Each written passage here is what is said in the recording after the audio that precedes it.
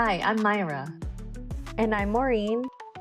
Welcome to Hollow Hollow Conversations, a mix of childhood memories, family stories, and lessons we've learned along the way. We started this podcast as a way to stay connected as sisters living in different states and to share our stories about growing up as Filipino kids in the 90s, moving to the US, and figuring out life along the way.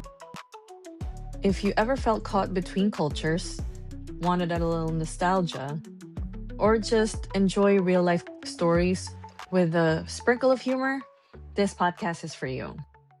So, today's episode is really close to our hearts because we're talking about our childhood in the Philippines and being raised by our nanay while our parents worked overseas in Saudi Arabia. So back then, it was really common for Filipino families to have this setup where basically the parents work abroad and the kids stayed in the Philippines. And that was so that they could provide a better future for their family.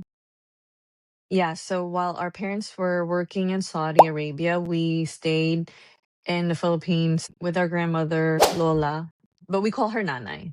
So she basically raised us. And because Nanay was older, we also had a lived in helper, which is also pretty common in the Philippines. They helped with cooking, cleaning, and taking care of the kids. Yeah, looking back now, I honestly don't know how Nanay was able to manage all four of us because she had already raised some grandkids before us, but obviously she lived with our family, and so we were closer to her. So yes, she took care of our older cousins, as Ate mentioned, and then after that, she stayed with us. Even though that's the case, she still had favorites, right? Yes, she saved literal fried chicken on top of the refrigerator for our brother and our older cousin. We call him Kuya.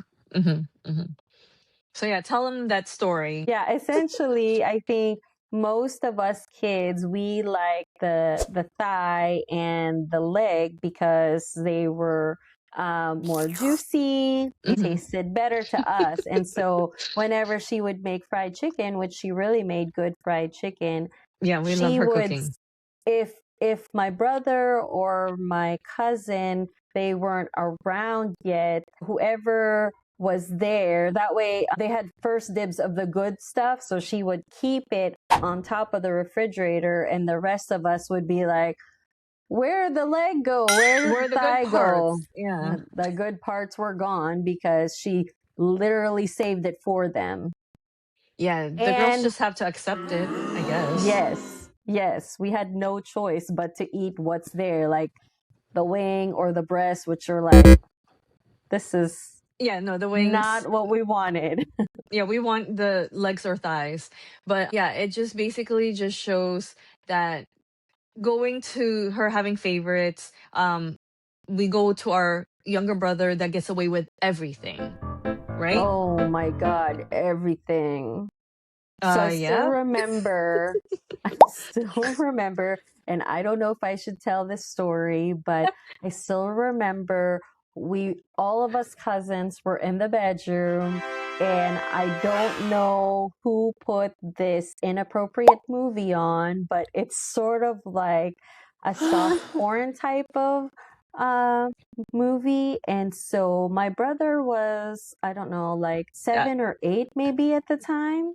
I don't know how old he was. He was young. Back in the day, it's like not like a DVD or a video that you guys watch on YouTube. This is like literally VHS or Betamax. I don't even know what it was, but it's like one of those old school things. So he was able to hide it and play it, turn the volume down.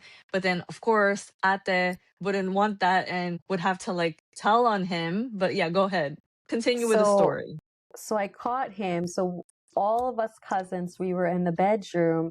And like I said, I don't know who put this on. Maybe our older cousin did, but he put this movie in. And so the next thing I know, my brother had the cover over the TV and over his head. And I Somebody saw removed him. it. Yeah, I removed it because I was like, what are Ugh. you doing? So the next thing I know, I saw some lady parts on TV and he was licking the TV. And so, of course, I told on him. And He was what do you gross. Yes. know? He's still It was gross. gross. Yeah. But what do you know? Who got in trouble? I did. Yeah, why did you show him that? Why is he watching that? He's young, blah blah blah. But yeah, Yeah. playing Obviously, favorite. to our, yes, but obviously to our grandmother, because I was the oldest child in our family, that I should have automatically been responsible and made sure that he didn't watch that kind of stuff. But I didn't lick the TV, but I got in trouble. I know, right? Well, yeah, even though we had those like funny memories growing up, there was also those moments that we felt sad as kids, right? Oh yeah, especially I know when I was younger, I love to sing and I was actually a mic hog. And so we would have functions at school and singing contests. And so, it's really sad when a child looks out in the audience and your parents aren't there to kind of cheer you on and be proud for you. So that to me, I remember that as being like a sad moment. So it's something that I wouldn't want my kids to experience. So, but how about Yeah, you? well, Like, what do you well, remember about it? for me, the one thing I remembered was my first Holy Communion. So definitely remember them not being able to make it, them meaning our parents. So it's our nanay and our ninang, which is like a godmother. Ate, it's ninang, our ninang Pudi. So she was the Mm-hmm. one that actually attended, and yeah, it just kind of made me sad that at that time, everybody got their parents, like you said, kind of like finding them or whatever, because you got to have that representative kind of seeing you with this event. And I do remember for Ryan too, I think it was Nane that also attended for his communion, because for him, remember he even got hurt, and in his photograph he had like the little marks there because Richie like pushed him down the thing, and And the so chip he didn't. too. Oh my god, and the chip tooth. So yeah, so even with those kind of like memories where our parents weren't there, I mean, yes, we understand that they're providing for us, but those kind of moments is what we kind of went through together, and they kind of just know that as a story that we told to them, but not there to kind of relive it with us. So Yeah. So as kids, like you wouldn't really understand like why your parents weren't there and mhm. why couldn't they watch you at your performances or why couldn't you spend Christmas together because they would only come home, I don't know, maybe like once or twice a year. Our dad didn't even come home regularly like our mom did. But when they do come home, they would stay for maybe like a month and then they would leave again. So it was just really sad. Yes, it could be lonely and confusing as kids, but now as adults, obviously we know because we're parents ourselves, we understand why they did it. So Yeah, and they, they mhm. basically sacrifice years away from us so that they could give us a better life. Yeah, I just remember when they were going to Saudi Arabia, I loved the pasalubong. So the lion bar, as a child, you just remember those kind of good moments, right? Like, yes, now that we see it, we see the sacrifice. But at that time when we were younger, one of the things I remember was, the pasalubongs that they would bring from Saudi Arabia. And then when they're back home, we would go to the mall and then we would get the pizza from Green Hills. Pizza is something that our nanay doesn't really make. So for me at that time, I looked forward going to the mall and getting the pizza. I don't know the brand, but I remember just loving pizza. Greenwich, or Greenwich, like yes. Sabaro, or Uh-huh. I don't know how you call it. S Yeah, Sabaro, Sabaro, Sabaro. or no, It's like, Shakey's maybe. oh, Shakey's, It's yeah. possible. Yeah, that was Yeah, but one I of just the pizza remember brands. we were kids, so those kind of things I remember more. I'm pretty sure for you it would be a different memory, but it was like a looking forward, like you said, if mommy comes home for like a month at a time, like those are the things that I do remember. And then when she leaves, I would cry, and then we would have the pillow case that smells like her. And you like know, we would so smell it and then we would like cry ourselves to yeah, we're like, sleep oh, it's her because perfume. It smells so good. We miss her, like yeah, that we kind of miss thing. her. And so, as kids, you're just like, you miss your parents, but you understand why they're doing it for you so that you can live comfortably, because the kids in the Philippines, obviously, if their parents work there, they don't get paid as much. So you wouldn't be able to live that comfortable life unless you were rich. So they had to go to Make a another living country to make somewhere else. better money. Yeah. Yep. And so that Yep. they could send us to better schools. Eventually, that came to the biggest transition of our lives, which was moving to America. And Yeah. then Yeah, we moved to Missouri and then suddenly now we're all living full time with our parents for the first time after years of living with Nanay. I mean, you could only imagine the adjustment, right? yeah, it was definitely a big adjustment period for all of us. And we know that they were our parents, but we were also learning how to live together as a family. Oh yeah, they were learning too. They missed so many years of our personalities, our routines, our childhood, while they were, working overseas. So Yeah, I mean, it's definitely different because I mean, like you and I both raised our kids from when they were born to now. And so, like, all of their quirks, milestones. yeah, you've seen all their milestones. So they missed a lot of that. And so Hmm. it took a lot of adjustment for us to basically like live in the same house together. And, I was already older and their method of parenting was more of like do as I say. Oh my God, And yes. we couldn't talk back to them and we couldn't reason out because reasoning out to them was very disrespectful, I mean, which hmm and which that's why I we're closer too. Like, not that it was like parents versus kids, but that's how we ended up kind of getting closer is because they're always yelling. I don't remember it being like this. We want this whole family environment, and now that we have it, we're like, oh my God. can we Yeah. just go back to living just the four of us? Yes, So definitely. yeah.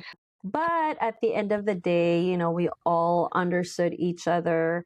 I mean, us siblings, because, like Myra said, we bonded together as siblings. So only us could understand each other like nobody can. We were our own little cohesive unit. Yeah, and I honestly think it's a generation thing. So our parents' generation didn't really express their emotions openly like that. So certain words like, Yeah, they never said, I love you or I'm nope, proud of you. And I think it's their generation. I wouldn't even say yes, that it's a Filipino thing. I think it's their it is a generation generation. thing. Yeah. So, which was very frustrating growing up because, like you work hard and you feel like uh, you, you wanted them to be proud of you, but what did you get? Right. You could do better, or comparing us to, oh, Tito so and so's child or whatever, like it's never enough. It's never, oh, we're proud of you, or keep up the good work. It's, oh, why'd you get a B? We're like, what? A B? Why That's did you? really good. Oh, no, we got grounded for bees. So, do you remember that? I mean, like, I think they were more strict with you with, I mean, I'm getting good grades anyway, so I don't really remember. I mean, What made what made you think I'm not getting good grades? What the hell? I mean, they really just really want all A's or whatever. And so when you get that one B, it's, why did you get a B? It's like, dude, at least it's not a C, but it's kind of like that. It's like they're looking for that one mistake versus seeing that, oh, almost all A's, that kind of thing. So, Yeah, there were Asian tiger parents. Come on. but But yeah, no, go ahead. no, now that we're older, like we Hmm. understand that's how many like immigrant parents kind of showed their love because they wanted us to succeed. So they were just trying to push us to be the best that we could be, but obviously as a kid, you don't understand that because you just feel like you work too hard, but then you don't get any recognition at the end, like they're not proud of you. And I think all kids want their parents to be proud of them.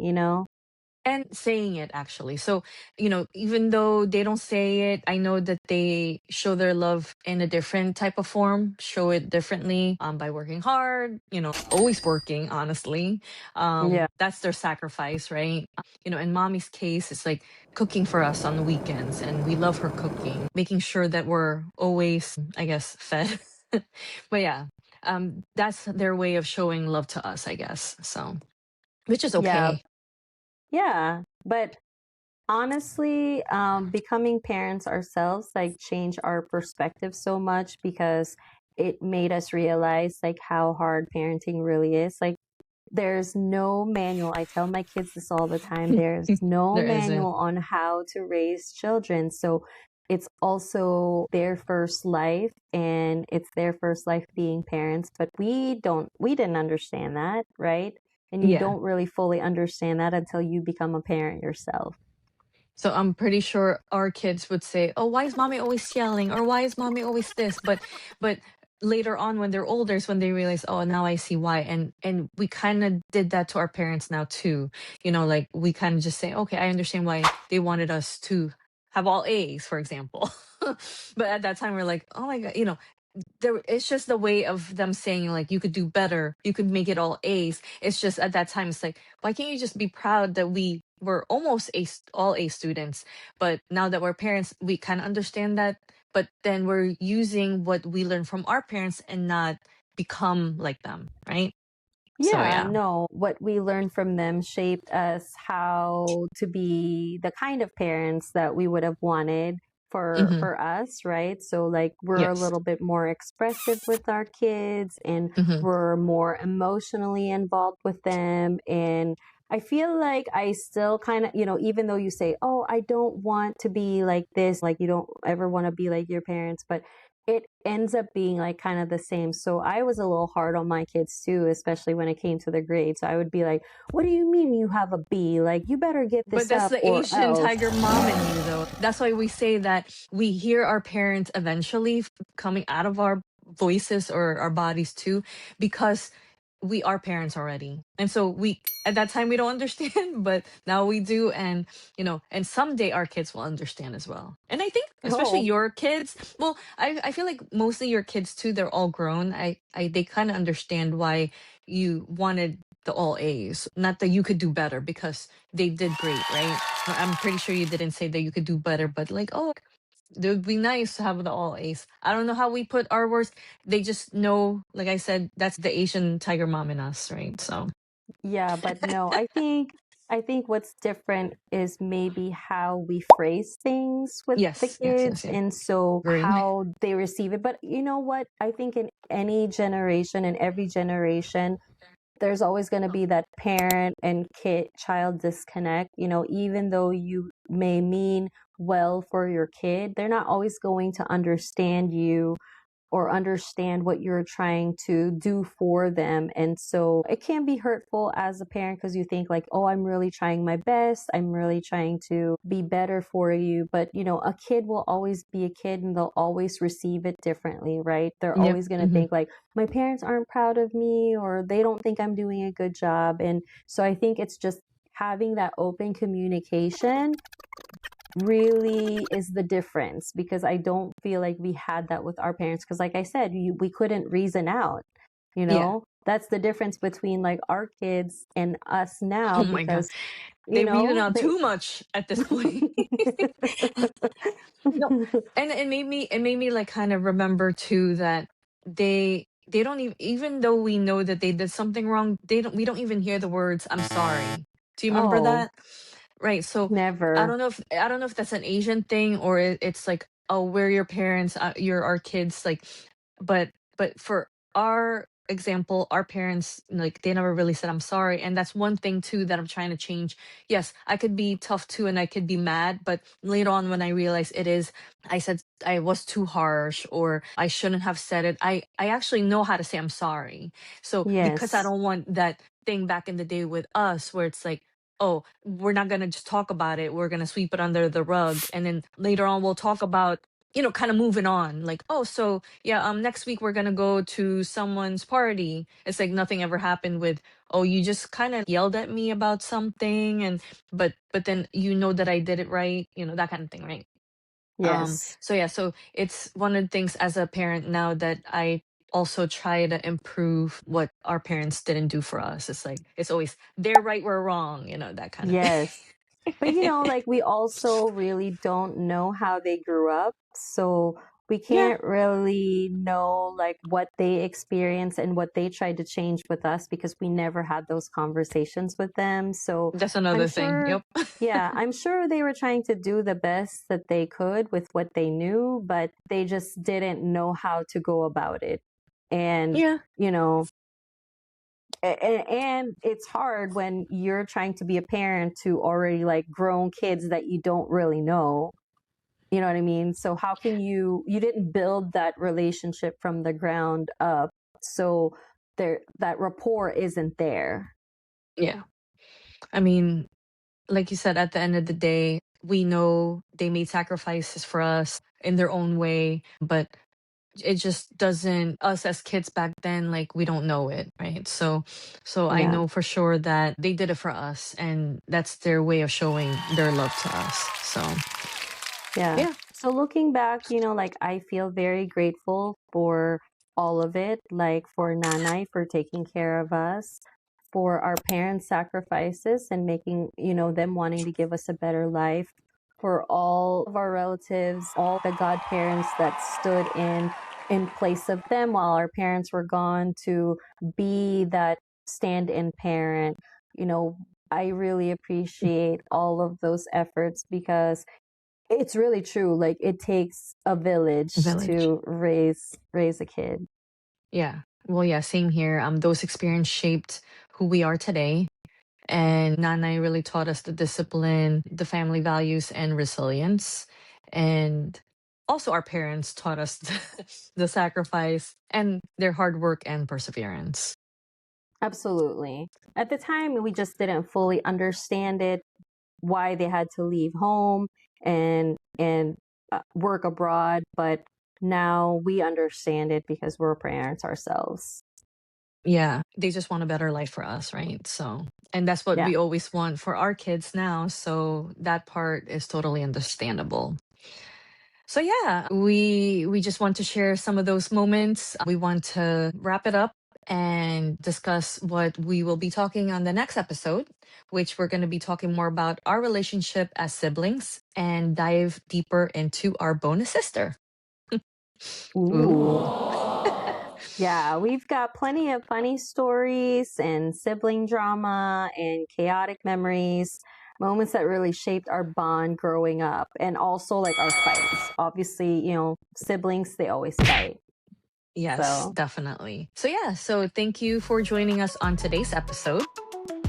so whether you're far from your siblings or just need a little nostalgia and laughs, we hope you feel a little closer to us and maybe even to your own family. Until next time, keep mixing life, laughter, and memories, halo halo style. See you next time On Halo Halo Conversations. Bye. Bye. A little closer to us and maybe even to your own family. Until next time, I can't see the screen. All right. See you on next the next time. Ulit. One, See two, you- oh. three. One, See two, you- three. Oh, three. All right, ready? One, two, three. See you next See you next time on Halo Halo Halo Halo Conversation.